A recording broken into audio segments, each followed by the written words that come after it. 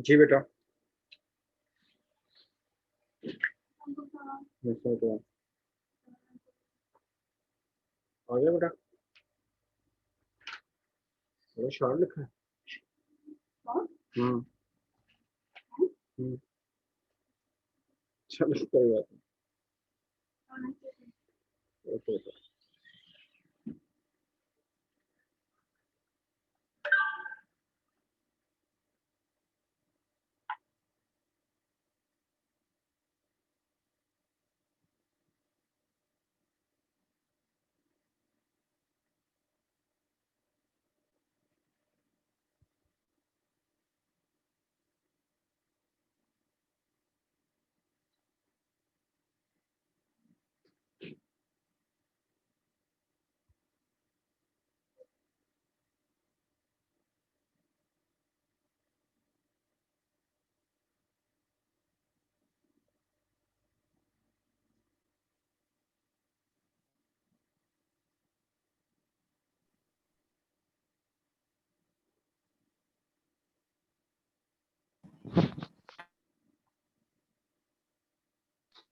अस्सलाम वालेकुम सर।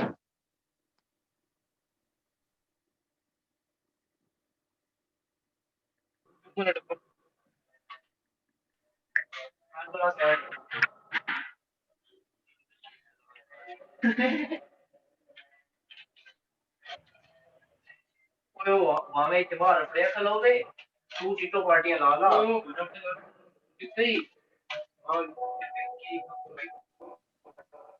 हाँ हाँ मैं आ रहा हूँ आ रहा हूँ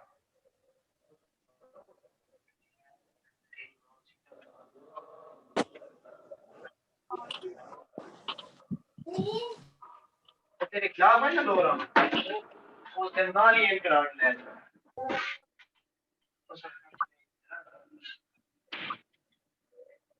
ओ चलो चलो करे ना पाया जा रही है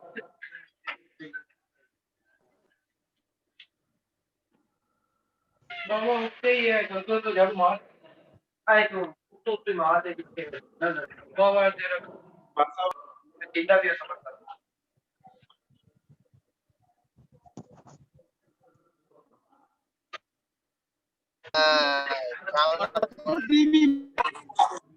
Hey, tu request le hey, tu है लाल जरा चले ये भाई कौन है ये क्या इशू है? यार यार सही है सही है कोई मत छोड़ हमें अस्सलाम वालेकुम सर।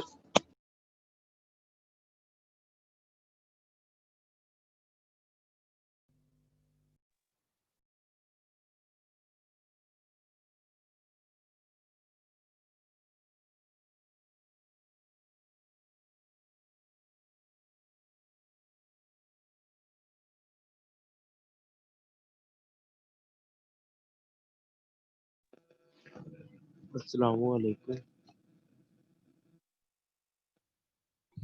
वालेकुम अस्सलाम।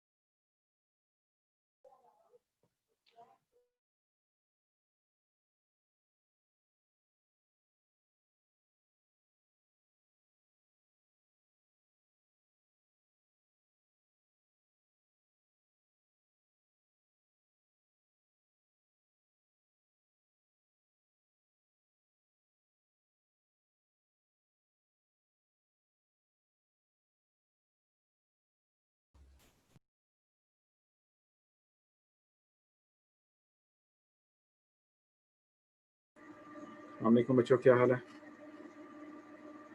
ठीक है अल्हम्दुलिल्लाह। ठीक ठाक सर। ठीक ठाक आप ठाक सर। शुक्र आप सुनाएं, ठीक है? जी अल्लाह का एहसान, सब ठीक ठाक।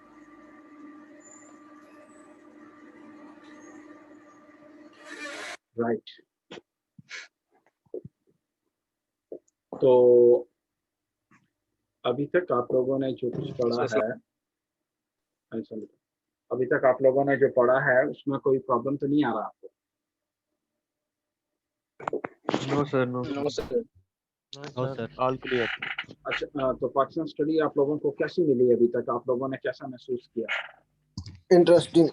हट के और बहुत ही जबरदस्त, इंटरेस्टिंग सर। बहुत जबरदस्त काफी इंटरेस्टिंग ज्यादा, सर। काफी ज्यादा। आज जो कुछ पढ़ेंगे ना, आपकी सारी इंटरेस्टिंग के मेयारात टूट जाने हैं। आज जो कुछ पढ़ना है हमने, सर रहने दे। और बचपन से जो भी पढ़ा उसके बिल्कुल मुखालिफ। Yes sir. बिल्कुल सही सर। बात। आज लेकिन जो कुछ आप लोग पढ़ेंगे तो आप लोग हैरान हो जाएंगे कि पाकिस्तान में क्या कुछ होता रहा है।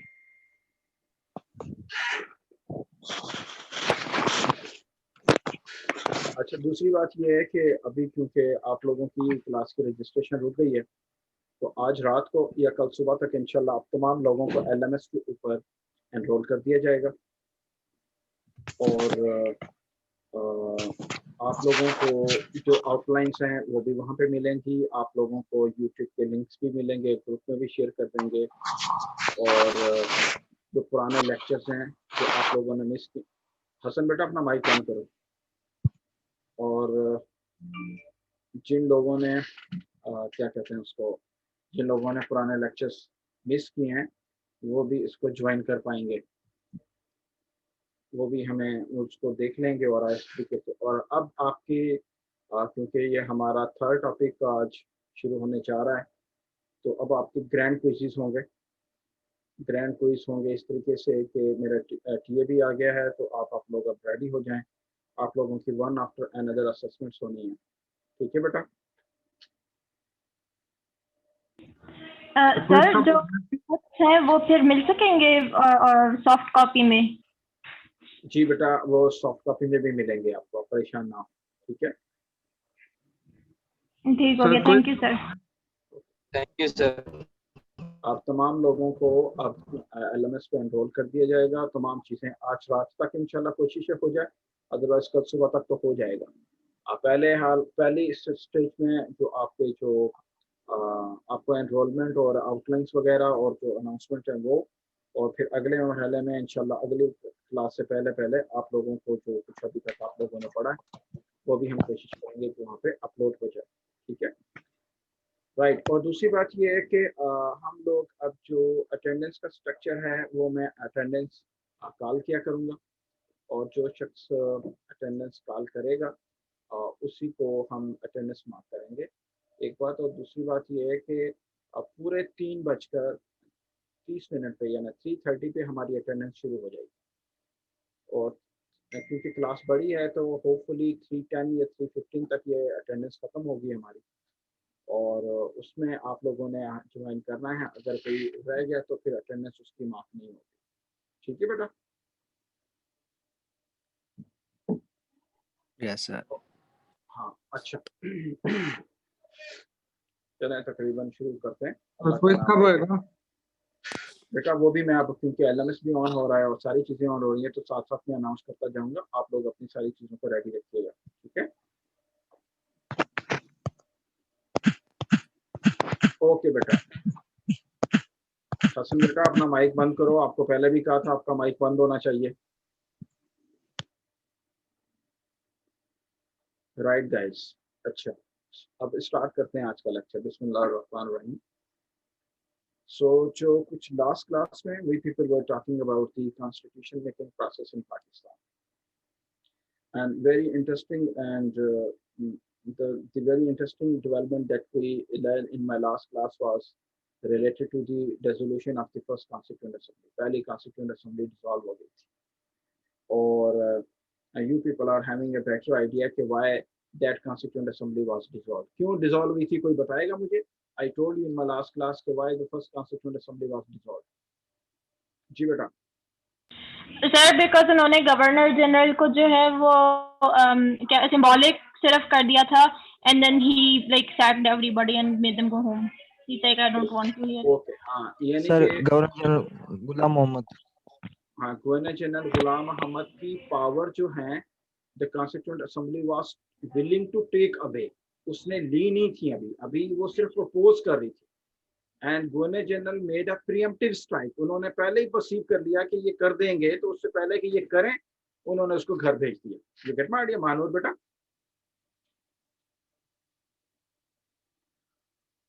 अभी किया नहीं था उन्होंने। Yes sir. ओके अच्छा, अब यस बट सर। और वो कौन से आर्टिकल्स थे? They were basically 4 articles, article 8, 9, 10A, 10B. These 4 articles were of interim, these 4 articles of interim constitutions which were directly related to the power of Governor General in Pakistan. These powers were to be amended by the Constituent Assembly, and the Constituent Assembly wanted to make Pakistan a parliamentary state, जिसके अंदर you know that the maximum powers they are given to the Prime Minister, and the President or the Governor General used to be the symbolic or ceremonial head of the state. और उन्होंने symbolic या अलामती तौर पे head of the state होना था। तो constituent assembly wanted to make Pakistan a parliamentary system rather than a presidential system, and this thing was not acceptable for the what you call governor general Ghulam Mohammad. अच्छा ये चीज थी। अच्छा एंड अच्छा ये जो आज की चीज हमने डिस्कस करनी है बेटा, उसमें मैं कुछ एक थोड़ी सी ना एक छोटी छोटी स्टोरीज नरेट करना चाहता हूँ, और इन स्टोरीज की each and every detail in one way or the other is related to the initial stage of Pakistan. Each and every detail. ये जो स्टोरीज मैंने अभी आपके सामने बयान कर दी, थोड़ा सा इंटरेस्टिंग करके बयान करूंगा लिंगो फ्रैंका में, ताकि आप लोगों को समझ आए। हाँ, और मैंने जैसा कि कहा कि each and every detail of these stories in one way or the other they are having the symbolic representation, symbolic significance है इनकी, and और they उसकी जो डिटेल्स हैं, उसके जो कैरेक्टर्स हैं इन स्टोरीज के, वो पाकिस्तान के जो इनिशियल स्टेज के जो कैरेक्टर्स हैं उनको सिंबलाइज करते हैं। ठीक है बेटा, are you ready for it? Yes sir. Yes, sir. Yes sir. Okay. अच्छा बेटा, कुछ लोग ऐसे होते हैं जो अटेंडेंस के लिए आ जाते हैं, उसके बाद घर चले जाते हैं। अटेंटिव होकर सुनना है आप लोगों ने ये सारी बात। Yes, sir. अच्छा, जो पहली Yes, जो sir. We are story ready. है, Yes, sir. जबरदस्त। अब जो पहली स्टोरी जो मैं Yes, आपके sir. सामने, फर्स्ट स्टोरी का नाम है story of wolf and blade. Story of wolf and blade. जी, story of wolf and blade, right guys. जी बेटा आइए। अच्छा, अब इस चीज को हमने डिस्कस करना है कि ये चलो आपसे कल बात हुई, आपका सेक्शन होना 5 को जो आप पढ़ा रहे थे।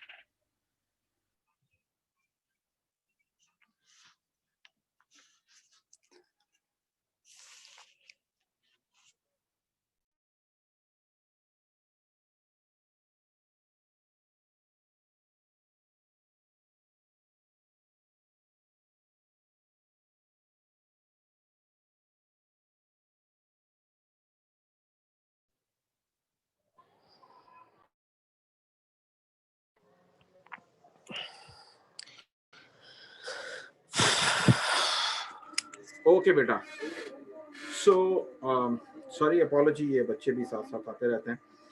तो आई वाज टॉकिंग के story of wolf and blade, as the name is suggesting. Wolf भेड़िया को कहते हैं, ब्लेड ये जो ब्लेड होता है जिसे आप शेव वगैरह करते हैं, या कोई भी जो ब्लेड होता है। अच्छा, अब इससे मैं अब आपको बताता हूँ। एक शिकारी था, वो घर से शिकार करने के लिए निकला, और तो जिस इलाके में वो शिकार कर रहा था वो बड़ा बर्फानी इलाका। आजकल जैसे कागान नारायण में बड़ी बर्फबारी हो रही है, 2-3 फुट बर्फबारी होगी, आप लोगों ने देखा है। तो वो जो शिकारी था वो शिकार करने के लिए निकला, तो बर्फबारी की वजह से उसको कोई चीज़ नहीं मिली, कोई चीज़ भी नहीं मिली उसको, और वो बेचारा थक गया, हार गया। लेकिन थोड़े जब वो सस्ता रहा था, उसने दूर से देखा एक वुल्फ है, भेड़िया, वो चला जा रहा है दूसरी सीमत में। उसने जब उसको देखा तो वो अटेंटिव होके बैठ गया और उसके पीछे भागा उसको पकड़ने के लिए। अब वुल्फ को पता चल गया कि ये जो शिकारी है ये उसका शिकार करना चाहता है। वुल्फ जो है उसको पता चल गया कि ये जो शिकारी है ये इसका शिकार करना चाहता है, और वुल्फ आगे भागा और आदमी उसके पीछे पीछे। अच्छा, ये जो हार्ड परसूट है आदमी का उसको पकड़ने के लिए, ये 1-2-3 दिन चलता रहा। ना तो शिकारी ने हार मानी, और ना ही जो वुल्फ था उसने हार मानी कि मैं पकड़ा जाऊं। और ये 2-3 दिन यानी कि टाइम पैसेज हो गया इसके अंदर काफ़ी सारा, और लेकिन वो जो वुल्फ था वो उसके हाथ में ना आया। अब आदमी के कांधे पे ना एक थैला था, उसने थैले में देखा, उसने कहा कोई स्कीम लड़ाते हैं, ये ऐसे तो नहीं पकड़ा जाएगा। बर्फबारी है, इंतहाई टेम्परेचर है, 2-3 दिन से मैंने भी कुछ नहीं खाया, वुल्फ ने भी खाया, वो भी भूखा, मैं भी भूखा, कोई स्कीम लड़ाई जाए फिर इसको पकड़ा जाए। तो उसको पकड़ने के लिए उसने जब बैग खोला तो बैग में उसको 2 चीज़ें नजर आई।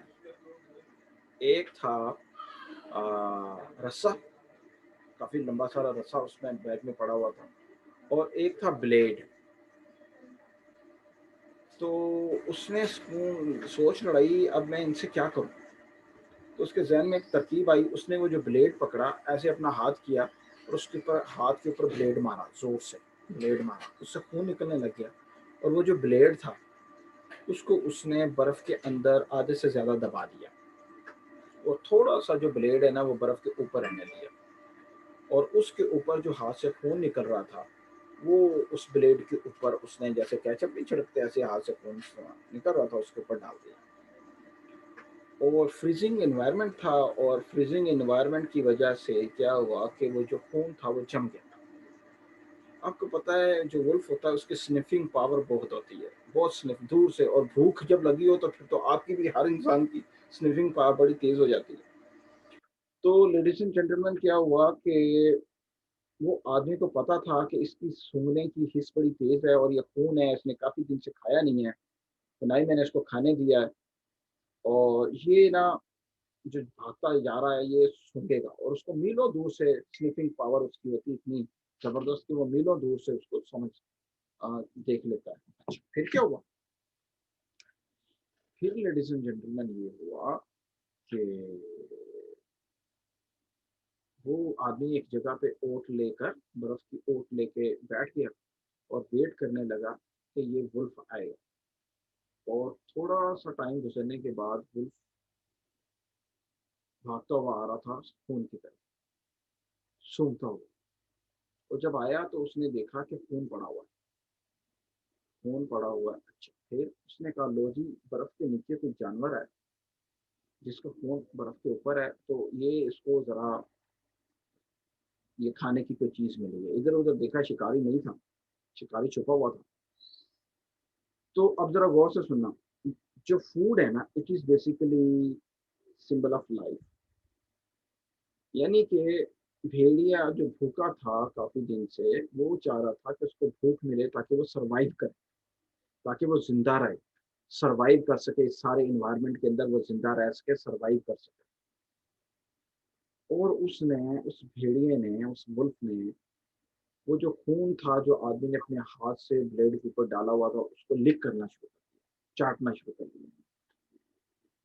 तो जैसे जैसे वो उस खून को चाटता था, वैसे वैसे वो जो ब्लेड है, जैसे जैसे उस खून को वो चाटता था, उससे उसका और ज्यादा खून, और ज्यादा उस पर खून आ, वो समझ रहा था कि शायद वो नीचे से और खून निकल रहा है, लेकिन हकीकत में वो उसकी जुबान कट रही। और वो क्योंकि लिख कर रहा था तो जुबान पे ब्लेड लगा, ब्लेड लगने से वो 2 3 4 मरतबा जब उसने मारा तो खून निकलना शुरू हो गया। तो खून निकलता है, ज्यादा खून निकलने से वो एग्जॉस्ट होकर गिर गया। और जब वो बहुत ज्यादा खून बहने से एग्जॉस्ट होकर गिरा तो वो जो शिकारी छुपा हुआ था, शिकारी जो छुपा हुआ था,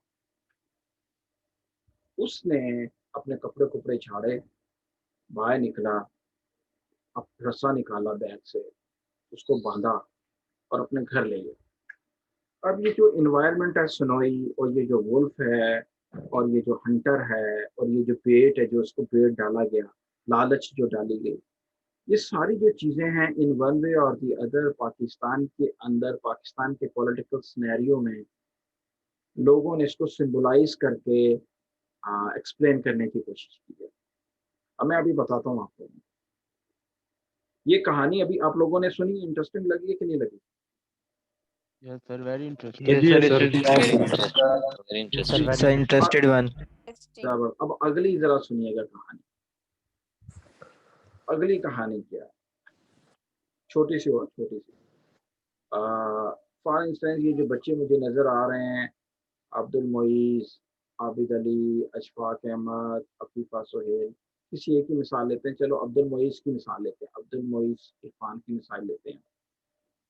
अच्छा, ये जो अब्दुल मोईस इरफान है, ये किसी, सपोज करें किसी ऑफिस में काम करता है, ऑफिस में ऑफिसर है, और सुबह सुबह की ये डेली अपने ऑफिस जाता है और शाम को लौट कर आता है।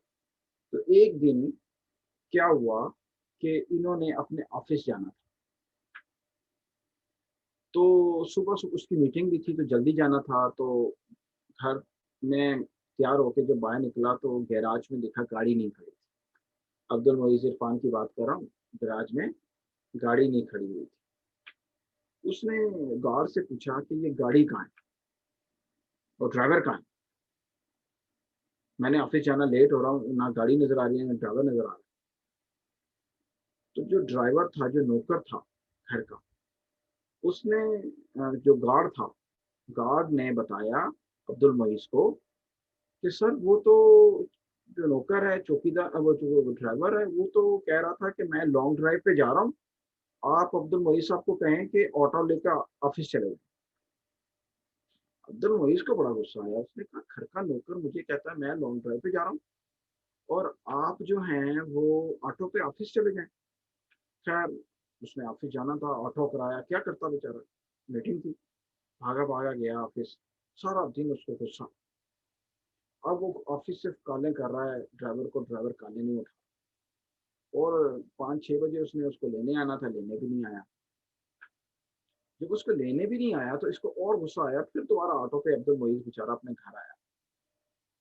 जब वो दोबारा अपने घर आया तो बेल दी तो दरवाजा नहीं खोला किसी ने,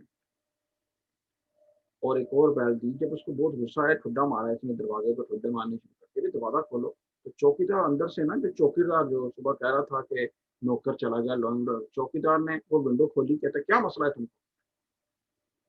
चौकीदार ने जब ये बोला तो मोइज ने कहा क्या बदतमीजी है, दरवाजा खोलो, घर जाना है मैंने। वो कहता कौन सा घर है ये, तुम्हारा घर नहीं है, निकलो इधर से। अब कहने का मतलब ये है, अगर घर का मुलाजिम और घर के चौकीदार, अगर घर के मुलाजिम अय्याशी में पड़ जाए और घर के चौकीदार घर के मालिक बन जाए, तो घर वालों का क्या बनेगा? मेरी बात सुन रहे हैं आप लोग? Yes sir. Yes Yes, sir. sir. Yes sir. जी जी। Yes sir. यस तो सर, यस सर सर। आप यस सर। अपने अल्फाजों में यस जो सर। कहना चाह रहे हैं वो हमें समझ आ रहा है। अब पाकिस्तान जो है, करो बाज आ जा तो हमजा करो, अभी मैं आता हूँ इस सारी चीज के ऊपर। जो घर के जो मालिक, जो घर के नौकर थे, घर के मालिक बन बैठे, ब्यूरोक्रेसी, और जो घर के जो चौकीदार थे, जिन्होंने घर की हिफाजत करनी थी, वो घर के मालिक बन गए। और बेचारे घर वालों को तो, अब मोइज हो या हमजा फरूक हो, उसको तो घर से निकलना ही पड़ेगा। अब मैं जरा आता हूँ इस चीज के ऊपर। अब इन दोनों चीजों को पाकिस्तान के सिनेरियो के साथ रिलेट करते हैं, ताकि आप लोगों को समझ आए मैं क्या कहना चाहता हूँ। जब पाकिस्तान बना ना, उस वक्त पाकिस्तान के जो डिफरेंट इंस्टीट्यूशंस थे वो अभी एवोल्यूशन की स्टेज में थे। और दो इदारे जो थे पाकिस्तान के इंस्टीट्यूशंस, वो बड़े ऑर्गेनाइज थे। एक उसमें ब्यूरोक्रेसी थी और एक उसमें मिलिट्री थी। ये दोनों बहुत ऑर्गेनाइज इदारे थे। तो ये क्योंकि बहुत डिसिप्लिन थे, बहुत ऑर्गेनाइज थे, और इनमें प्रोफेशनल स्पिरिट बहुत ज़्यादा थी, तो वो जो इदारे एवोल्यूशन में थे, they used to look towards these institutions, वो इन्हीं की तरफ देखते थे in order to get guidance. तो ये क्योंकि बहुत डिसिप्लिन थे, तो इन्होंने इन वन वे और the other, in one way और दी अदर, वो सारे इदारों को टेक ओवर करना शुरू कर दिया, गाइडेंस के लिए, रहनुमाई के लिए, वन आफ्टर अनदर, जितने भी जो एवोल्यूशन की स्टेज में इदारे थे, रोल करना शुरू कर दिया। अब जरा गौर से सुनना आप लोग। बेटा मैं आ रहा हूँ महानूर, अभी पहले चलने दो मेरी बात को। तो हुआ ये कि ये जो इंस्टीट्यूशंस थे, दो इदारे, ये बहुत वेल ऑर्गेनाइज्ड डिसिप्लिन थे। आप लोगों को पता है, तारीख में ऐसी बहुत सारी मिसालें हैं। जो ऑर्गेनाइज्ड लोग होते हैं वो डिस्पर्स लोगों के ऊपर कंट्रोल हासिल कर लेते हैं। तो उसमें एक ऐसा पाकिस्तान का इदारा भी था जो एवोल्यूशनरी स्टेज में था, जिसको जुडिशरी कहते हैं। जुडिशरी ने जब ये देखा कि इन वन वे और the other, one after another, every institution of Pakistan that was at the evolutionary stage being taken over or being controlled by these two institutions, तो जुडिशरी ने कहा कि there is only one way for me, बाकी तो सारे इदारे ये लेके चले गए हैं। अब अगर मैंने सरवाइव करना है, रिमेंबर वन थिंग, जरा गौर से सुनना। अब नाउ रिमेंबर, वो जो वुल्फ ने जब कहा कि सरवाइव करना है, that wolf started to lick the blade. Judiciary ने जब कहा कि इन ऑर्डर टू सरवाइव, इस सिनेरियो में सरवाइव करने के लिए हमें क्या करना चाहिए, ये जो दो वेल डिसिप्लिन्ड ऑर्गेनाइज्ड इंस्टीट्यूशंस हैं, मुझे इनके साथ नेक्सस बना लेना चाहिए, मुझे इनके साथ अलायंस बनाना चाहिए। अब अदलिया की जो सबसे बड़ी रिस्पॉन्सिबिलिटी है वो आप लोगों को पता है कि वो है लोगों को जस्टिस प्रोवाइड करना, जुडिशियल रेमेडी देना, लोगों के प्रॉब्लम्स को सॉल्व करना और जस्टिस प्रोवाइड करना। और अगर जो जुडिशरी है पाकिस्तान की, वो अगर जालिम के साथ मिल जाए, यूजरपर के साथ मिल जाए, कोर्सिव के साथ मिल जाए, तो क्या होगा, लोगों को इंसाफ नहीं मिलेगा, बल्कि जुडिशरी जो लॉ का इदारा है वो जालिम का साथ देगा और मुल्क में मजलूम का कोई देखने वाला नहीं होगा। तो ये first time in the judiciary of Pakistan ने, in order to survive, same on the footprints of the wolf, in order to survive, उसने जुडिशरी ने ये जो the nexus of military and bureaucracy का जो नेक्सस था, उसके ट्रैप में आ गई in order to just survive, and instead of providing justice to the people, they started to protect the rights of the powerful in Pakistan. और उस वक्त से पाकिस्तान के अंदर, when the constitution was not being made yet, उस वक्त constitution नहीं था, and the very first thing which came in Pakistan, which happened in Pakistan, judiciary of Pakistan was not willing to provide a judicial remedy to the legal problems of Pakistan. And because of the bad role, because of this ignoble role of Pakistan judiciary, it created a bad precedent. It created a bad precedent. ये गलत मिसाल create की और इसकी वजह से पाकिस्तान के अंदर मार्शल लगने के लिए राह हमवार हो गए। और जब भी पाकिस्तान में मार्शल लगा, judiciary was there to provide, to have a legal stamp over the illegal action of the state actors, और उस वजह से पाकिस्तान के अंदर हमेशा के लिए मार्शल लॉ के लिए राह हमवार हो गई। अब ये तो जो सारा मैंने प्रीएम्बल बनाया है, in order to make you people realize कि what we people are going to talk today, मैं इसके ऊपर आता हूँ, लेकिन first of all I have to make a connection with my last lecture. अब जरा गौर से सुनिएगा, मैं क्वेश्चन लेता हूँ बेटा, just let me explain a few things, then I will be coming back to you. Two people they are raising hands, और मुझे पता है, लेकिन let me explain first the phenomena, then I will be coming back to you. Don't worry about it. Okay guys, then what happened, ladies and gentlemen, when the first Constituent Assembly was dissolved,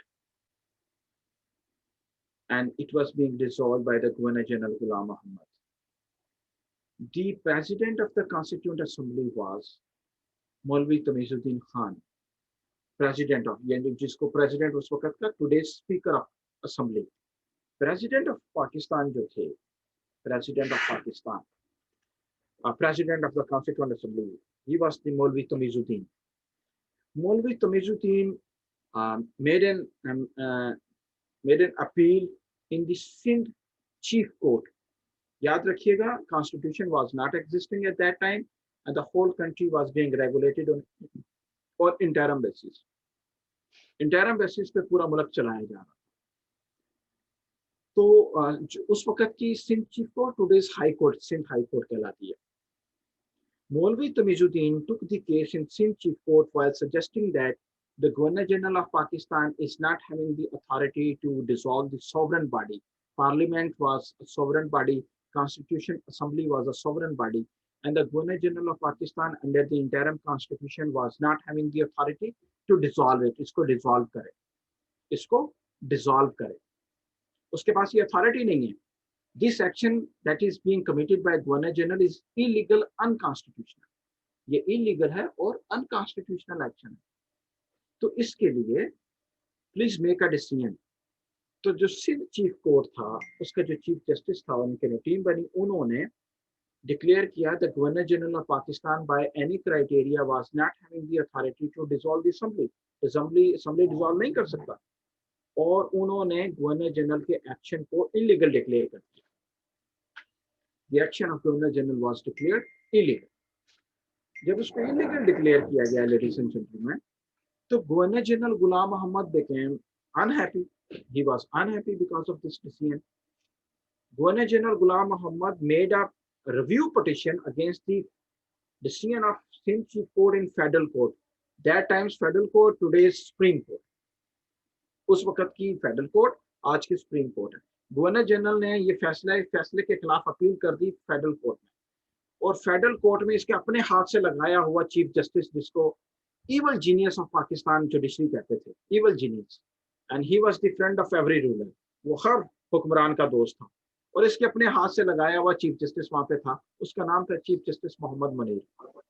chief justice Mohammad Munir, governor general Ghulam Mohammad ने chief justice Mohammad Munir को कहा, now you are supposed to make a decision in my favour. और governor general Ghulam Mohammad के हक के लिए chief justice Mohammad Munir ने कहा, sir don't worry, I will be making a decision in your favour. और उन्होंने एक 13th सेंचुरी का एक लॉ था, 13th सेंचुरी का, जिसको हेनरी डी ब्रैक्टन लॉ भी कहते हैं, जिसको डॉक्ट्रिन ऑफ नेसेसिटी भी कहते हैं। 13th सेंचुरी के लॉ को इस्तेमाल करते हुए और एंशियंट टाइम के लॉ को, जिसको रोमन लॉ कहते हैं, उन दोनों को इस्तेमाल करते हुए कहा कि गवर्नर जनरल का जो एक्शन है, यानी 13th सेंचुरी के हेनरी डी ब्रैक्टन लॉ और एंशियंट टाइम्स के रोमन लॉ को इस्तेमाल करते हुए 20th सेंचुरी के एक जो प्रॉब्लम हुआ है उस पर अप्लाई करते हुए कहा, लेट बायगॉन बी बायगॉन। एक जो हेनरी डी ब्रैक्टन के लॉ को कहते हैं डॉक्ट्रिन ऑफ नेसेसिटी, नजरिया जरूरत। नजरिया जरूरत के तहत उन्होंने कहा जो कुछ भी किया स्टेट एक्टर्स ने सही किया और ये अवामी मफाद में था। और रोमन लॉ कहता है the wellbeing of the people is the supreme law of the state, और हुक्मरानों का हर वो एक्शन जिसका मकसद लोगों की फलाह बहबूद करना होता है, वो अगर सही हो, अगर उस फैसले से अवाम की फलाह बहबूद आती हो, तो चाहे वो अनकॉन्स्टिट्यूशनल हो, गैर आइनी हो, इलीगल हो, गैर कानूनी हो, उसको लीगल डिक्लेयर किया जा सकता है। और इस तरीके से उन्होंने इन दोनों चीज़ों को इस्तेमाल करते हुए पाकिस्तान में क्या किया, एक इलीगल अनकॉन्स्टिट्यूशनल एक्शन को लीगल डिक्लेयर कर दिया। और इस तरीके से पाकिस्तान में one after another, whatever whenever there used to be any illegal action, जब भी कोई इलीगल एक्शन, चाहे वो डिक्टेटर करता था, हुक्मरान करता था, उसके सामने चीफ जस्टिस मोहम्मद मुनीर की एक प्रेसिडेंट थी। प्रेसिडेंट क्या होता है, लीगल, जो लोग, जिन लोगों के माँ बाप बहन भाई लीगल एक्सपर्ट्स हैं, उनको पता है कि जुडिशरी की हिस्ट्री में प्रेसिडेंट की क्या वैल्यू है। प्रेसिडेंट मिसाल को कहते हैं, यानी अगर कोई जज एक फैसले, एक केस के ऊपर एक फैसला करता है, that case becomes a president for the upcoming जजेस। अपकमिंग जजेस के लिए वो प्रेसिडेंट बन जाता है। और जब वो प्रेसिडेंट बन जाता है लेडीज एंड जेंटलमैन, तो जो अपकमिंग जजेस होते हैं वो उस प्रेसिडेंट को कोट करते हुए दोबारा से फैसला उस वैसा ही दे देते हैं। तो पाकिस्तान में ये जो पहली मर्तबा जब गवर्नर जनरल गुलाम मोहम्मद ने फर्स्ट कॉन्स्टिट्यूएंट असेंबली को डिसॉल्व किया, तो it becomes a bad president for the upcoming जजेस। और अपकमिंग जजेस ने जब भी पाकिस्तान में मार्शल लॉ लगा, तो उन्होंने इस प्रेसिडेंट को फॉलो करते हुए मार्शल लॉ के गैर आईनी इक़दाम को लीगल डिक्लेयर किया। और इस वजह से पाकिस्तान में, यानी 54 में एक किस्म का मार्शल लॉ लगा, फिर 58 के अंदर मार्शल लॉ लगा, फिर 69 में मार्शल लॉ लगा, 78 में मार्शल लॉ लगा, 99 में मार लगा, फिर 2007 में इमरजेंसी लगी। और हमेशा जुडिशरी होती थी, वो लीगल स्टैंप लगाने के लिए मौजूद होती थी, वो हर इलीगल एक्शन को लीगल डिक्लेयर कर देती थी। और पाकिस्तान की वजह, इस फैसले की, बदतरीन फैसले की वजह से पाकिस्तान के अंदर लीगल एक्सपर्ट्स के लिए एक डार्क एज शुरू हो गया। और वो कभी भी, और वो क्या प्रेसिडेंट बड़ी जुडिशरी जो थी जिसने लोगों को इंसाफ देना था, वो मरना शुरू हो गई, क्योंकि लोगों का इसके ऊपर से एतमाद खत्म हो गया। आज आप देखें, एक जनरेशन केस फाइल करती है, दूसरी जनरेशन केस लड़ती है, थर्ड जनरेशन में फैसला होता है, सदियां लग जाती हैं, और जुडिशरी पाकिस्तान के अंदर से फैसले नहीं कर पाती। इतना करप्ट सिस्टम है ये हमारा। और आपके वज़ीर-ए-आज़म इमरान खान की मिसाल ले लें, नवाज शरीफ की मिसाल ले लें, कि जुडिशरी ने हमेशा पावरफुल के साथ देने के लिए कोई ना कोई लीगल प्रोविजन निकाली और गरीबों के घरों को इलीगली मस्मार कर दो अगर इलीगल बने हैं, लेकिन वजीर आजम के घर को अगर इलीगल बना है उसका कुछ परसेंट उसको डिस्ट्रॉय करने के बजाय जुर्माना दे दो और उसके घर को महफूज रखो। ये तो आपके मुल्क में हो रहा है और हमेशा इस जुडिशरी ने जालिम का साथ दिया और गरीब बेचारा कोई नहीं ले सकता। और इस वजह से आज क्या है, लोग क्या कहते हैं, वकील करने के बजाय जज कर लो, यानी वकील क्या करना है, जज को खरीद लो। इस तरह की बातें होती हैं और कुछ लोग तो अदालत के ऊपर एतमाद ही नहीं करते, वो कहते हैं हम खुद ही फैसला कर लेंगे। एक बंदे ने किसी को कत्ल किया, उसके घर वाले कहते हैं इसके बंदे को कत्ल करो, अदालत में क्या जाना, अदालत में तो फैसला होना नहीं है। और पाकिस्तान के जुडिशियल सिस्टम में गवाह बिक जाते हैं, वकील बिक जाते हैं, पूरी जुडिशरी की मशीनरी बिक जाती है। सौ लोग कहते हैं वकील क्या करना, जज ही कर लो। तो ये पाकिस्तान के अंदर एक ऐसा बैड प्रेसिडेंट क्रिएट हुआ जिसकी वजह से आज हम तो जुडिशरी और मिलिट्री का नेक्सस एक हंटर, और जो जुडिशरी वो वुल्फ, और wolf in order to survive was licking the blade but actually it was dying. Judiciary ये समझती हुए अगर मैं इनके साथ मिल जाऊंगी तो I would be surviving but actually it was dying, और ये खत्म होती चलेगी। अब मैं आपके क्वेश्चंस लेता हूँ, 3 4 5 बच्चों ने सवाल करने की कोशिश। जी बेटा पूछना शुरू कर दो मुझसे।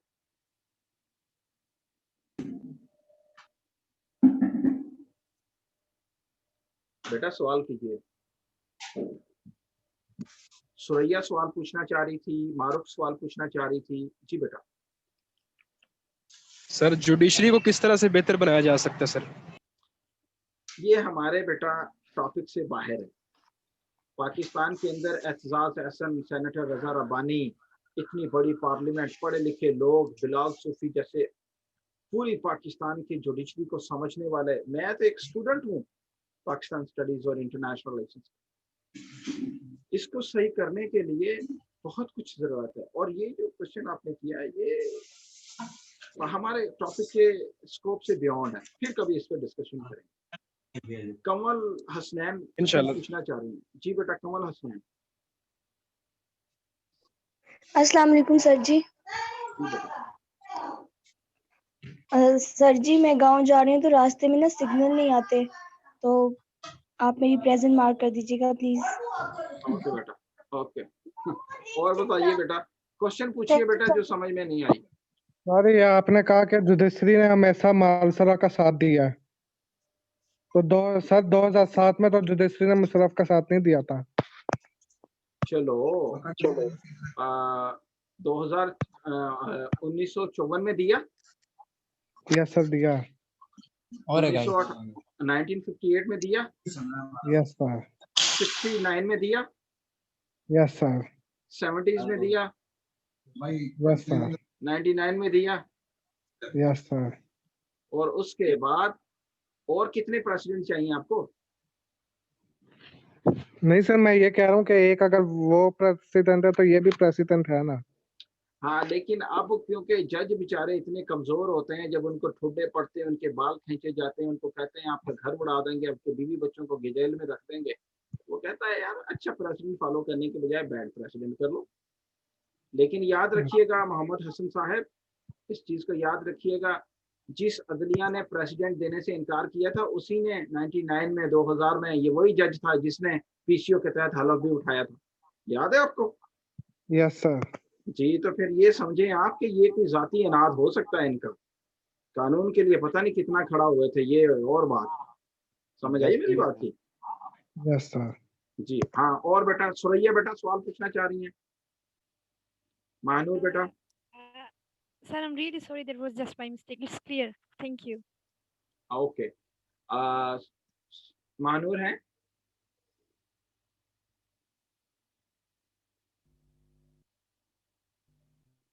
ओके अच्छा, और कोई बात क्वेश्चन करना चाह रहे हैं बेटा पाकिस्तान में, पाकिस्तान से इस टॉपिक से रिलेटेड? सर ऑल क्लियर माशाल्लाह। सॉरी Okay, अल्हम्दुलिल्लाह। जो ब्यूरोक्रेसी थी एक ऑर्गेनाइजेशन, दूसरी कौन सी थी सर? मिलिट्री बेटा, मिलिट्री इंस्टीट्यूशंस थे ना ये पाकिस्तान के, एक ब्यूरोक्रेसी और दूसरी मिलिट्री। अच्छा बेटा मैं अब आपको एक बात बताता हूँ, आज मैं आपके ग्रुप के अंदर पाकिस्तान के जितने प्राइम मिनिस्टर्स हैं जो आए हैं उनको भी शेयर कर दूंगा, और उनके जो नेम्स हैं जितने भी प्राइम मिनिस्टर्स पाकिस्तान में आए from Liaquat Ali Khan to up to Imran Khan तक, आपने उन लोगों की वो कौन था, किस पॉलिटिकल पार्टी से ताल्लुक़ रखते थे, वो कब वज़ीर आज़म बने, वो कब वज़ीर आज़म गए, खुद बने गए थे या बनाए गए थे, खुद गए थे या निकाले गए थे, ये सारी डिटेल्स मैं आपको शेयर कर दूंगा। और आप लोगों ने पाकिस्तान के प्राइम मिनिस्टर्स को नाम से याद करने, ताकि आप लोगों को पता चले पाकिस्तान में कितने प्राइम मिनिस्टर्स हुए हैं और कौन कौन थे, किस पॉलिटिकल पार्टी से ताल्लुक़ रखते थे और कैसे आए थे, कैसे गए थे। तो ये सारी चीज़ें आप लोगों ने प्रिपेयर करनी है, ताकि आप लोगों को पता चले कि पाकिस्तान में शुरू के 30 साल अगर आप उठा के देखें पाकिस्तान के, उसके अंदर जितने भी वज़ीर आज़म आए हैं उनमें से ज़्यादातर 80% लोग या तो ब्यूरोक्रेसी से थे या मिलिट्री से थे। तो ये इस बात को साबित करने के लिए काफ़ी है कि पाकिस्तान के अंदर इन्हीं दो इदारों का इतना ज़्यादा नेक्सस बना कि इन्होंने पाकिस्तान को कंट्रोल किया और अपने ज़ाती मुफाद के लिए पाकिस्तान के मुफाद को इन्होंने सेक्रीफाइस किया। और चाहे वो जुडिशरी हो, उसके नेक्सस में वुल्फ की तरह ये बेचारी लुढ़खड़ा रही हो, या नेक्सस हो, और पाकिस्तान में जो कुछ भी हुआ इन सारे मामलात की वजह से, लेडीज एंड जेंटलमैन, मैं आप लोगों को बोल रहा हूँ कि पाकिस्तान के अंदर ये सारा कुछ हुआ। अब मैं अब जरा समझते हैं कि वो जो पहला केस क्या था, जरा गौर से सुनिए। अब हम डॉक्ट्रिन ऑफ नेसेसिटी को समझने लगे हैं। डॉक्ट्रिन ऑफ नेसेसिटी क्या है, जरा गौर से सुनिए, और ताकि अब आप लोगों ने केसेस को समझना है, ताकि आप लोगों को समझ आए। Doctrine of necessity, as I told you, was this terminology was being propounded by Henry D. Bracton in 13th century. 13वीं सदी के अंदर हेनरी डी ब्रैक्टन ने इस टर्मिनोलॉजी को क्वाइन किया था, एंड ये टर्मिनोलॉजी को उन्होंने नाम दिया था डॉक्ट्रिन ऑफ नेसेसिटी। और doctrine of necessity could be explained as that which otherwise is not legal is made legal by necessity। यानी कोई ऐसी चीज जो कानूनी नहीं है लेकिन नजरिया जरूरत के तहत उसको कानूनी बनाया जा सकता है। या यानी कि आप समझें कि आपका मतलब पूरा होना चाहिए, चाहे जैसे भी हो, चाहे वो लीगली होता है या इलीगली, कहने का मतलब ये है। और इसको फिर 18th सेंचुरी में एक और ब्रिटिश जूरिस्ट थे, उनका नाम था विलियम ब्लैकस्टोन, उन्होंने भी इसको यूज़ किया था। और उसके बाद ये टर्मिनोलॉजीज पाकिस्तान में, दुनिया में और भी जगह इस्तेमाल हुई थी, लेकिन पाकिस्तान में जो evil genius of Pakistan judiciary chief justice Mohammad Munir, इन्होंने ये इसको यूज़ किया in order to declare every illegal action as legal action. अच्छा, याद रखिएगा, ये एक बड़ी ज़बरदस्त मैं मिसाल दिया करता हूँ कि बुढ़ापे में तो भेड़िया भी शरीफ हो जाता है। तो जब इनके अपने इंटरेस्ट लगे हुए थे तो इन्होंने हर इलीगल एक्शन को लीगल डिक्लेयर किया, और फिर बुढ़ापे में तो इनको शराफत सूझ गई। वैसे मरे हुए लोगों के बारे में बड़ी तमीज़ के साथ बात करनी चाहिए। और जब ये बूढ़े हुए तो इन्होंने एक बुक लिखी, उस बुक का नाम था from Jinnah to Zia. From Jinnah to Zia, chief justice Mohammad Munir की बात कर रहा हूँ। Yes sir. चीफ जस्टिस, जनाब जस्टिस कहते हैं हम। इन्होंने एक बुक लिखी जिसका नाम था फ्रॉम जिन्ना टू ज़िया, और इस बुक के अंदर he made an apology with the nation के उन्होंने कौम से माफ़ी मांगी कि मुझसे बहुत बड़ी गलती हो गई, और इसकी वजह से the very legal foundation of Pakistan was laid in wrong direction. मतलब कि अगर आप घर तामीर कर रहे हैं और उसकी फाउंडेशन ही अगर आप टेढ़ी रख देंगे तो उस टेढ़ी फाउंडेशन के ऊपर कभी बिल्डिंग सीधी खड़ी हो सकती है? नहीं हो सकती। तो वो जो पाकिस्तान का इनिशियल स्टेज था उसमें लीगल फाउंडेशन ही गलत रखी गई। लीगल फाउंडेशन गलत लगने की वजह से आज पाकिस्तान के अंदर people they are not willing to have their belief and conviction on the judiciary as an institution। और पाकिस्तान के लीगल मामलात के अंदर whatever is happening by every criteria is not acceptable। ये सारी चीज़ों को आप लोगों ने समझना है। अच्छा, खैर, हेनरी डी ब्रैक्टन का जो लॉ है डॉक्ट्रिन ऑफ नेसेसिटी, ये कहता है that which otherwise is not legal is made legal by necessity। ऐसी चीज़ जो कानूनी नहीं है लेकिन उसको कानूनी बनाया जा सकता है थ्रू नेसेसिटी। अब इसकी एक लॉन्गर डेफिनेशन भी है, ये तो मैंने शॉर्ट में बताई है, अब इसकी लॉन्गर डेफिनेशन को भी देखते हैं। लॉन्गर डेफिनेशन इसकी ये कहती है कि it is a term which is used to describe the basis of all those actions by state actors which are designed to restore order are found to be constitutional. Let me say it again. It is a term which is used to describe the basis of all those actions by state actors which are designed to restore order are found to be legal. उसको legal declare किया जाता है. ये एक ऐसी term है जो कानूनी जवाब फराहम करती है उन रियासती इक़दामात को जिनका मकसद मुल्क में पीस एंड ऑर्डर क्रिएट करना हो, तो उसको चाहे वो लीगली क्यों ना हो उसको लीगल कहा जा सकता है. जी फैसल बेटा कुछ पूछना चाह रहे हैं? No sir. ओके, तो उसको कानूनी डिक्लेयर किया जा सकता है. तो ये जो चीजें अच्छा अब ये आपको जैसे कि मैंने बताया 13th सेंचुरी का ब्रिटिश ज्यूरिस्ट का दिया हुआ कानून और फिर उसको एंडोर्स किया 18th सेंचुरी में बाय विलियम ब्लैकस्टोन ने. तो उसको जनाब 20th सेंचुरी के अंदर आपके चीफ जस्टिस जनाब जस्टिस मोहम्मद मुनीर साहब ने उस चीज़ के लिए यूज़ किया जो कि इलीगल थी और पाकिस्तान में उसको नजरिया ज़रूरत के तहत लीगल डिक्लेयर किया गया. Now let's discuss the case. Actually case as such उसको डिस्कस करते हैं. When the first Constituent Assembly was dissolved, the president of the Constituent Assembly was Maulvi Tamizuddin.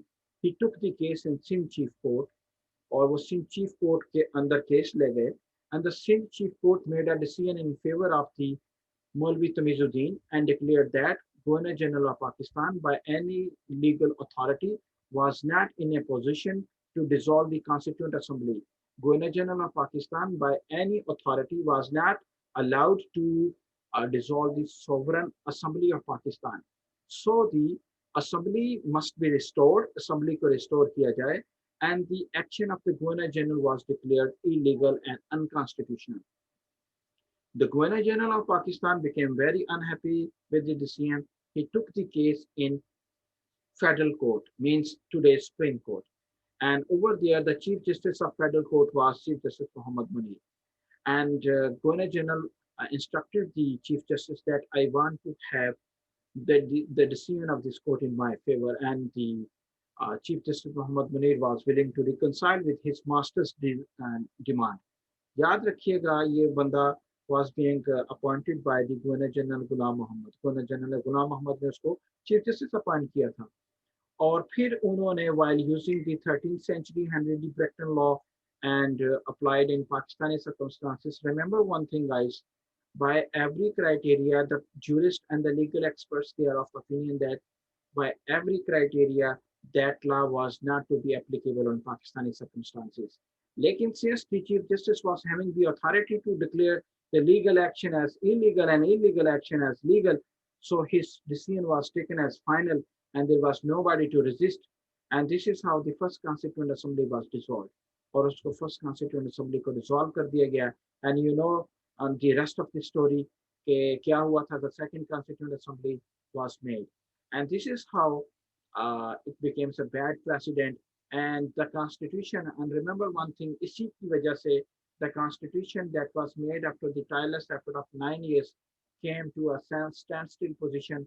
और इसी फैसले की वजह से this constituent was not allowed to work more than 2.5 years और उसको 2 साल भी नहीं चलने दिया गया. And then martial law was being imposed in Pakistan by Governor General Sikandar Mirza, who became the first president of Pakistan. और बच्चों मेरी बात समझ आई है क्या मैं कह रहा हूँ? Yes sir. इसके ऊपर अगर कोई अगर आपको कोई चीज पूछना चाह रहे हैं, जी बेटा कोई चीज पूछना चाह रहे हैं, please let me know.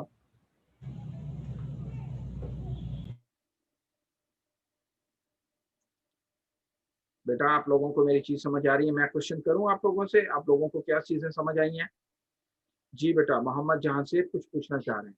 Ji sir, जब हुराम मोहम्मद ने कॉन्स्टिट्यूशन तोड़ी तो उसको तो फायदा फिर भी नहीं हुआ था ना, क्योंकि उन्होंने तो वहीं से काम स्टार्ट किया था दूसरी नहीं बेटा जो नहीं बनी थी. हाँ बनी थी लेकिन प्राइम मिनिस्टर के इख्तियारात को कम कर दिए गए. ठीक है ना? जी सर, मतलब इसको फायदा हुआ था इससे. जी बेटा उसको फायदा हुआ था लेकिन चीफ जस्टिस को फायदा नहीं होना था. चीफ जस्टिस ने तो बड़े फायदे उठाए फिर गवर्नर जनरल से।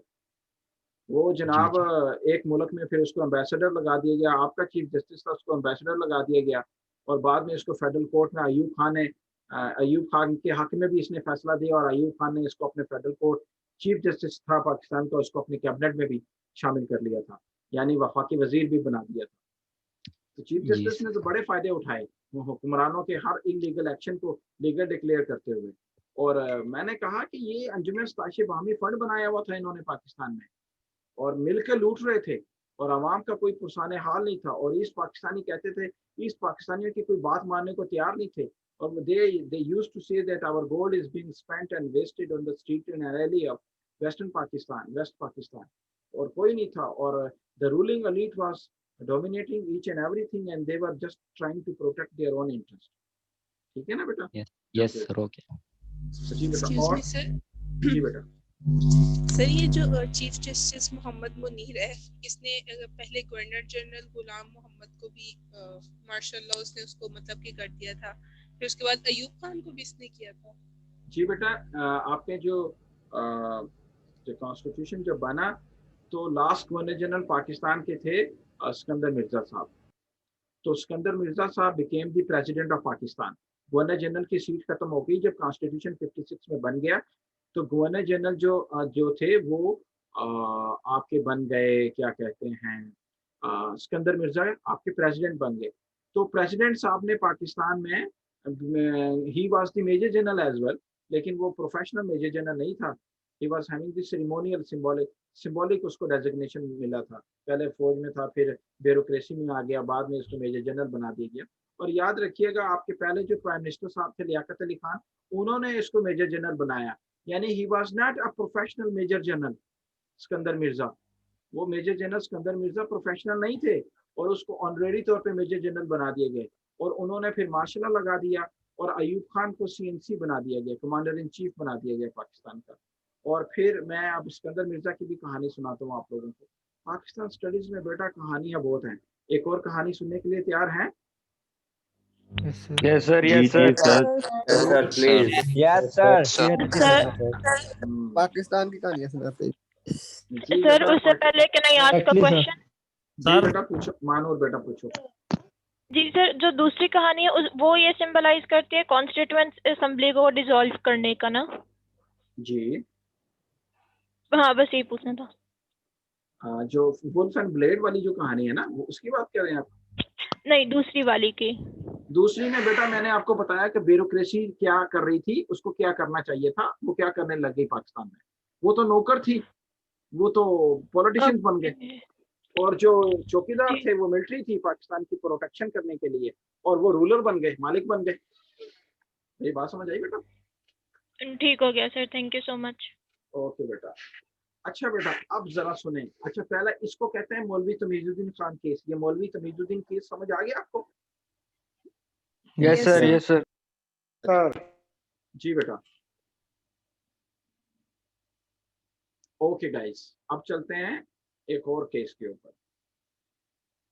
अच्छा बेटा, अब जरा पाकिस्तान की बदकिस्मती ये थी कि हमें गैर तो मार ही रहे थे, अफगानिस्तान भी पाकिस्तान को रिकनसाइल नहीं कर रहा था, इंडिया भी दबा रहा था, ऊपर से रूस भी दबा रहा था, नीचे पानी था, जाते तो जाते कहाँ, वेस्टर्न साइड से अफगानिस्तान हमें दबा रहा था, ईस्टर्न साइड से इंडिया दबा रहा था, नॉर्दर्न साइड पे सोवियत यूनियन दबा रहा था, नीचे पानी था। तो बैरूनी तौर पे तो पाकिस्तान वैसे सैंडविच बना हुआ था, और तो और अंदरूनी तौर पे हम अपने खुद हमारे लोग क्या कर रहे थे वो जरा देख लें आप।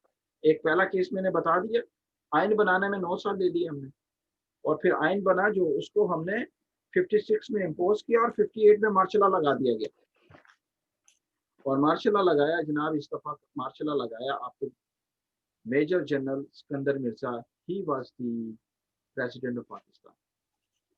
वो पाकिस्तान के प्रेसिडेंट थे, और इन्होंने पाकिस्तान के अंदर मार्शल लॉ लगा दिया, और इसका कंट्रोल दे दिया कमांडर इन चीफ, आपके जो कमांडर इन चीफ थे जनरल अयूब खान। जी बेटा, आइए क्या कह रहे हैं?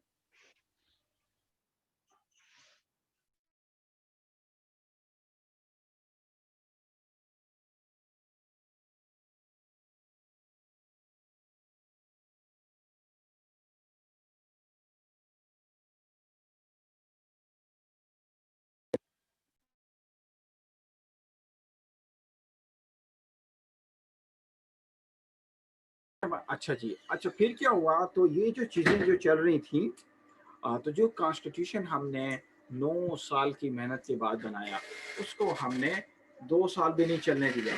और आपके जो गवर्नर जनरल साहब थे सिकंदर मिर्ज़ा, वो बाद में प्रेसिडेंट ऑफ पाकिस्तान बन गए आइन बनाने के बाद, उन्होंने पाकिस्तान में मार्शल लॉ लगा दिया। अब ज़रा सुनिएगा ज़रा गौर से, क्या हुआ जब मार्शल लॉ लगा, तो 21 दिन के अंदर अंदर, यानी कि लगाने वाला था major general Sikandar Mirza, he was the president of Pakistan at that time, और उसका कंट्रोल दिया commander CNC commander in chief general Ayub Khan साहब को। और जनरल अयूब खान साहब was the commander in chief of the martial law, chief martial administrator था, एंड और ये जो थे ही वाज द प्रेसिडेंट।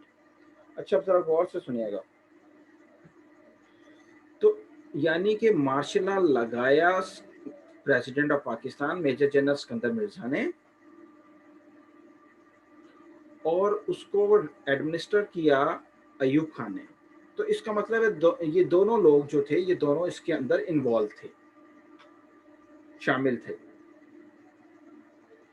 तो ये दोनों जो लोग शामिल थे, तो ऐसा क्या हुआ इन दोनों के दरमियान, ऐसा क्या हुआ इन दोनों के दरमियान कि पाकिस्तान के प्रेसिडेंट साहब को 21 दिन के अंदर अंदर मुल्क छोड़कर जाना पड़ गया और इनको मुल्क बदर कर दिया गया, और मुल्क से निकाल दिया अयूब खान ने। मेजर जनरल सिकंदर मिर्जा जो कि पाकिस्तान का प्रेसिडेंट था, उनको निकाल दिया। अब जरा कहानी सुनिएगा, जब इनको मुल्क से बाहर निकाला, पहले इनको कोयटा में कैद रखा, अयूब खान ने टेक ओवर कर लिया। पाकिस्तान के प्रेसिडेंट को पहले कराची से एक कार्गो जहाज में कोयटा भेजा गया, कोयटा में जनाब एक गोडम में इनको रखा गया, और उसके बाद फिर इनको एक फ्लाइट के जरिए लंदन भेज दिया गया। जब इनको लंदन भेजा गया, तो जनाब वहाँ पर इनका बड़ा ज़बरदस्त प्रोटोकॉल के साथ वेलकम किया गया, रेड कार्पेट वेलकम किया गया इनका। कौन? मेजर जनरल सिकंदर मिर्जा जो पाकिस्तान के प्रेसिडेंट थे, लेकिन इनको प्रेसिडेंटशिप से हटा दिया गया था। इस वक्त वो सिर्फ एक कॉमन पर्सन थे, एक लेमन थे, और वो प्रेसिडेंट ऑफ पाकिस्तान, फार्मर तो थे लेकिन उनके पास कोई ऑफिशियल डेजिग्नेशन नहीं था। लेकिन जब वो लंदन उतरे जहाज से, तो उनको बड़ा रेड कार्पेट वेलकम किया गया। तो क्या हुआ, तो वहाँ पे ब्रिटिश रिप्रेजेंटेटिव इनको रिसीव करने आए हुए थे, और इन्होंने इनको, ब्रिटिश रिप्रेजेंटेटिव ने इनको बड़ा ज़बरदस्त वेलकम किया। ज़रा गौर से सुनना, असल में ट्विस्ट कहानी में यहाँ पे आ रहा है। Then what happened ladies and gentleman, तो वो ये बड़े हैरान हुए कि मैं तो प्राइम मिनिस्टर नहीं, मैं तो प्रेसिडेंट नहीं हूँ पाकिस्तान का, I am not having any official designation, then why you people are giving me this red carpet welcome. तो वो जो ब्रिटिश रिप्रेजेंटेटिव था, उन्होंने कहा था, sir this is not because of you, ये हम आपको आपकी सर्विसेज की वजह से नहीं दे रहे, we are paying tribute to the services of your grandfather, आपके परदादा की सर्विसेज को हम ट्रिब्यूट देने के लिए आपको हम क्या कर रहे हैं, रेड कार्पेट वेलकम कर रहे हैं। लेडीज एंड जेंटलमैन, कितनी खौफनाक बात है कि जंग प्लासी के दौरान सिराजुद्दौला का जो वज़ीर आज़म था, जिसने सिराजुद्दौला के वज़ीर आज़म थे वार ऑफ प्लासी के दौरान, ये जो सिराजुद्दौला के जो प्राइम मिनिस्टर थे, उसने सिराजुद्दौला साहब को वार ऑफ प्लासी में शिकस्त देने के लिए अंग्रेजों के साथ साजबाज कर ली थी। एक तो मीर जाफर था और एक मीर सादक था। मीर सादक ने वार ऑफ प्लासी, मीर जाफर, एक ने टीपू सुल्तान के साथ बगावत की, वज़ीर आज़म था टीपू सुल्तान का, और अंग्रेजों के साथ मिल गया, और एक ने सिराजुद्दौला के साथ किया वार ऑफ प्लासी में। अदरवाइज अंग्रेज सब कॉन्टिनेंट पे कब्जा नहीं कर सकते थे।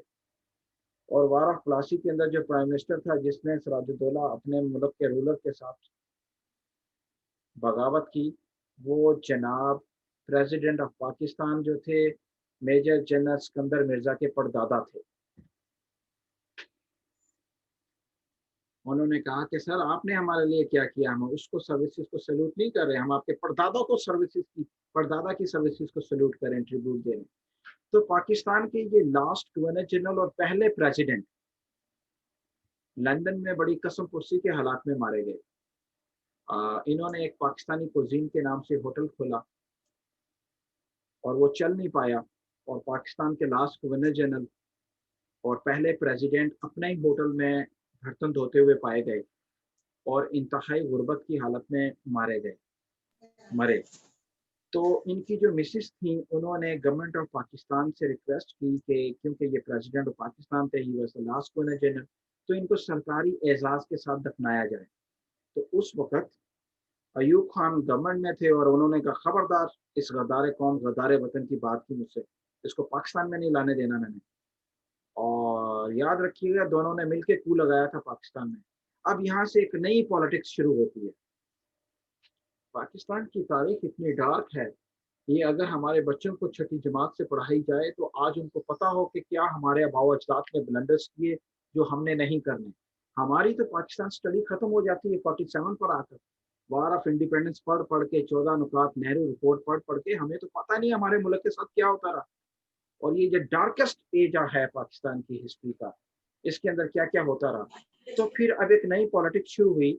जुल्फ़िकार अली भुट्टो साहब की जो मिसिस थी वो जनाब सिकंदर मिर्जा की मिसिस की फ्रेंड थी, और जनाब जुल्फ़िकार अली भुट्टो साहब जो अयूब खान को अपना डैडी कहते थे, याद रखिएगा, आयरॉनिकली मैं कह रहा हूँ, तो इसकी सिकंदर मिर्जा की मिसिस ने जुल्फ़िकार अली भुट्टो की मिसिस को कहा कि आप कोई सिफारिश करें।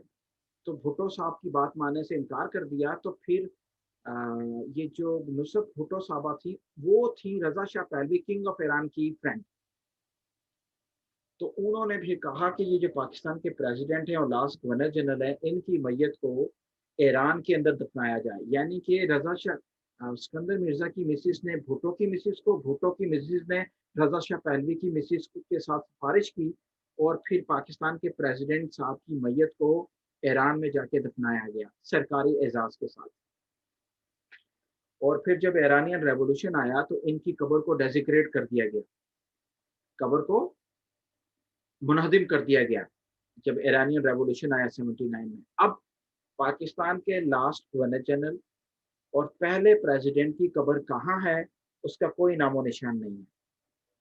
आप लोग अगर अपने ज़ाती मुफाद के लिए कौम और मुल्क के मुफाद को सेक्रीफाइस करोगे तो तारीख फिर आपको इस तरीके से बुलाती है। और इस तरीके से पाकिस्तान के पहले गवर्नर, लास्ट गवर्नर जनरल और फर्स्ट प्रेसिडेंट जिन्होंने मार्शल लॉ लगाया पाकिस्तान में, अब उनकी कब्र कहाँ है उसका कुछ पता नहीं। Guys, how did you find this story? आपको कैसी लगी ये कहानी? बहुत अच्छी सर। ग्रेट सर, बहुत अच्छी लगी सर, अच्छी लगी सर, बहुत अच्छी लगी। सर एक क्वेश्चन था। जी बेटा। Sir too fantastic. Sir Zulfikar Ali Bhutto उस वक्त फॉरेन मिनिस्टर थे ना पाकिस्तान के? पहले वो कैबिनेट में थे, बाद में फॉरेन मिनिस्टर बन गए थे। ठीक है सर। तो बेटा ये पाकिस्तान की वो तारीख है जिसको आप लोगों ने पढ़ना है। अच्छा, अब मैं आप लोगों को वो किताब देना चाहता हूँ, छोटी सी बुक है फ्रॉम जिन्ना टू ज़िया, जिसमें पाकिस्तान की जुडिशरी का evil genius chief justice Mohammad Munir ने किताब लिखी। अब ये किताब आप लोगों का पाकिस्तान स्टडीज़ का पेज बनाया हुआ है फेसबुक पे, पाकिस्तान स्टडीज/इंटरनेशनल रिलेशंस, उस पर वो अटैच है, वहाँ से पढ़ें ताकि आपको पता चले किस तरीके से वो कौम से माफ़ी मांग रहा था कि मैंने कितनी बड़ी गलती की है पाकिस्तानी कौम के साथ। और लेडीज़ एंड जेंटलमैन, आज पाकिस्तान के ये जो हालात है ना, ये उसी दौर की वजह से। जब तक हम उन गलतियों को मानेंगे नहीं तो हम उस वक्त तक वही गलतियां दोहराते रहेंगे। और गलतियां दोहराने का मतलब है कि we are not willing to grow, we are not willing to prosperous and progress. हम नहीं करना चाह रहे। और अगर ये कहानियां हमें पढ़ाई जाएं, हमारे बच्चों को बताया जाए कि this was the legal constitutional political history of Pakistan, भाई असल पाकिस्तान स्टडीज तो पढ़ा दो। कहाँ है? आप यूनिवर्सिटी में जाके this is what you are learning. अगर छठी जमात से पढ़ा जाए तो खास किस्म का विजन क्रिएट हो। अब कुछ मुकद्दस गायें हैं जो नहीं चाहते हैं कि उनके इदारों के ऊपर क्वेश्चंस खड़े हों, जुडिशरी पे क्वेश्चन खड़े हों, ब्यूरोक्रेसी पे क्वेश्चंस खड़े हों, मिलिट्री के ऊपर क्वेश्चंस खड़े हों। और जिन पॉलिटिकल रूलिंग एलीट ने पाकिस्तान के साथ ये कुछ किया, उनको उस तारीख में बुरे लफ्जों से याद किया जाए। वो पावरफुल एलीट नहीं चाहती। अयूब खान के दौर के अंदर 20 फैमिलीज थी जो पाकिस्तान पर रूल करती थी, आज 200 फैमिलीज हैं, और वही उन्हीं के बाव अजदाद हैं, वही ब्यूरोक्रेसी में, वही मिलिट्री में, वही जुडिशरी में। And this is how they are ruling over us. Usama Shabbir कोई बात पूछना चाह रहे हैं? जी बेटा। सर आपने बात की है ये लंदन और पाकिस्तानी पॉलिटिक्स का क्या रिलेशन है सर? कोई भी पॉलिटिक्स को वो अपने इधर काम दिखाने के बाद वो फौरन लंदन भागता है, क्या वजह सर? हाँ जी, आपको पता है, सुन लें, अब लंदन में कौन रहते हैं? आपके मास्टर्स रहते हैं, Britishers. We were slave, we are mentally still slave. Physically क्या आजाद हुए हम तो अभी भी स्लेव हैं।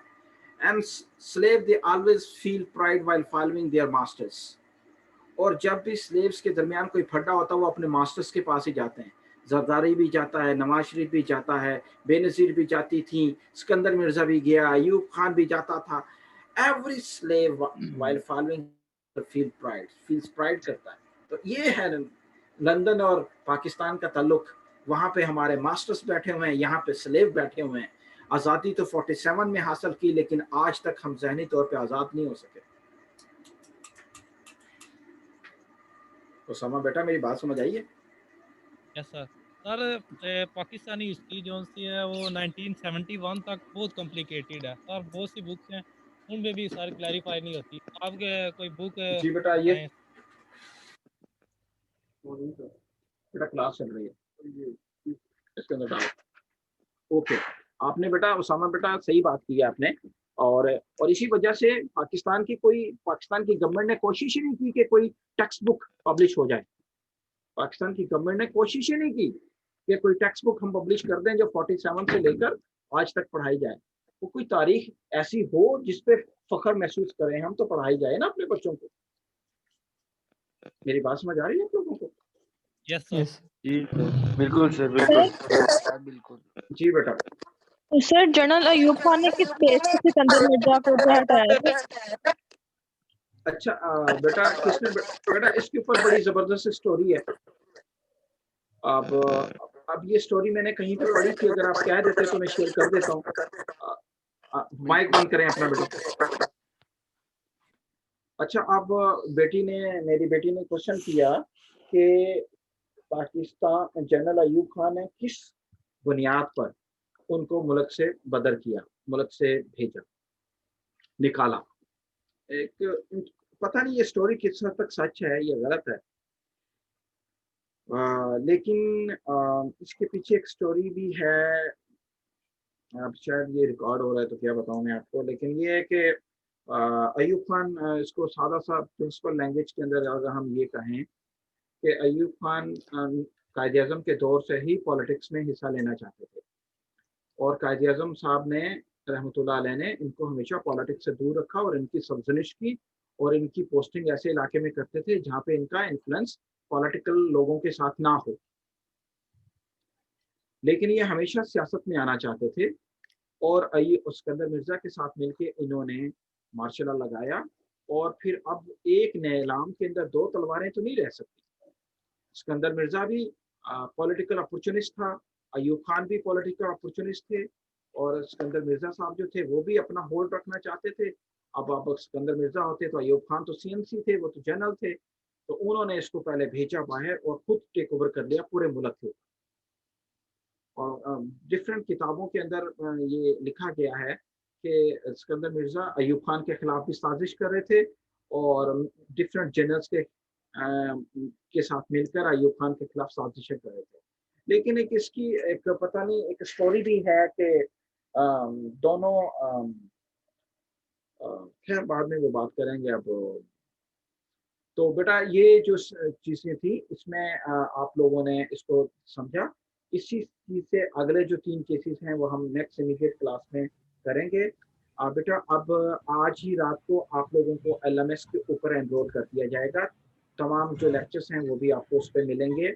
और दूसरी बात यह है कि जितनी अनाउंसमेंट्स होंगी वो ग्रुप के थ्रू होंगी और होंगी LMS के थ्रू। आप लोग फुली LMS को चेक कीजिएगा और इसके साथ आपको आउटलाइंस सारी अनाउंसमेंट भी वहीं पे मिलेंगी। आज के दिन में आज आपकी जो नए बच्चों की जो रजिस्ट्रेशन है वो क्लोज हो गई हैं, वो नहीं आ रहे मजीद बच्चे, तो इसलिए आज के बाद अब हम सारे बच्चों को एक ही बार LMS के ऊपर फीड कर देंगे। ठीक है बेटा, एनरोल कर देंगे। Sir okay sir okay. जी बेटा।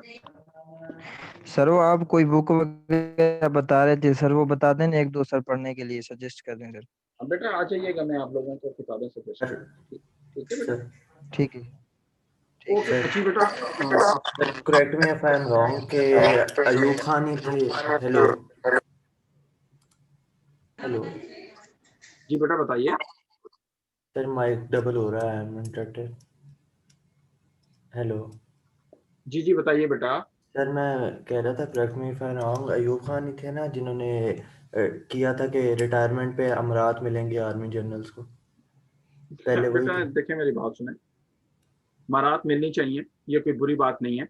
एक बंदा अगर 35 साल आर्मी के अंदर सर्व करता है और मुल्क कौम की खिदमत करता है, तो उसने बच्चों के लिए कुछ नहीं बनाया होता, इतनी पे नहीं होती उसके पास, जी तो वो सर। उसके बीवी बच्चों के अगर वो कोई प्लाट दे देते हैं या कोई ज़मीन मिल जाती है तो वो बावकार अंदाज में रह सकें, ये ज़रूरी है। लेकिन पॉलिटिक्स में ये जब शामिल हो जाते हैं ये बात अच्छी नहीं है। जी सर। उनको मराहत मिलनी चाहिए, हर सूरत में मिलनी चाहिए। वो पाकिस्तानी हैं, उन्होंने अपना ब्लड एंड स्वेट मुल्क के लिए दिया होता है और उनको ऑनर करनी चाहिए। हम सारी रात आराम से सोते हैं और ये जो मिलिट्री पर्सनल्स हैं ये बॉर्डर पे खड़े होकर हमारी हिफाजत करते हैं, तो मराहत जी मिलनी सर। चाहिए भाई अबू जी के सर। लिए। ठीक है थैंक बेटा। यू सर ये जो छोटे ऑफिसर होते हैं इनको तो इतनी मराहत नहीं मिलती जितनी बड़ों को मिलती है। उनको जॉब के साथ साथ भी मिलती है, उनके बाद भी मिल जाती है। जो छोटे ऑफिसर्स होते हैं जो बेटा दिन मेरी रात बात बॉर्डर सुने, पर एक हर होते हैं, उनको कुछ नहीं मिलता एंड तक भी।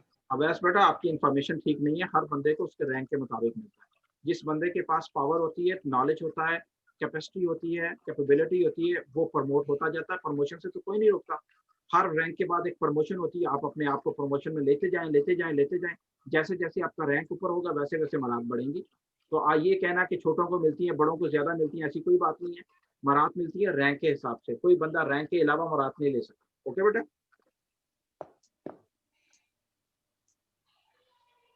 Okay, guys. See you inshallah in my next immediate class. Till then, Allah. अल्लाह हाफ़िज़ सर।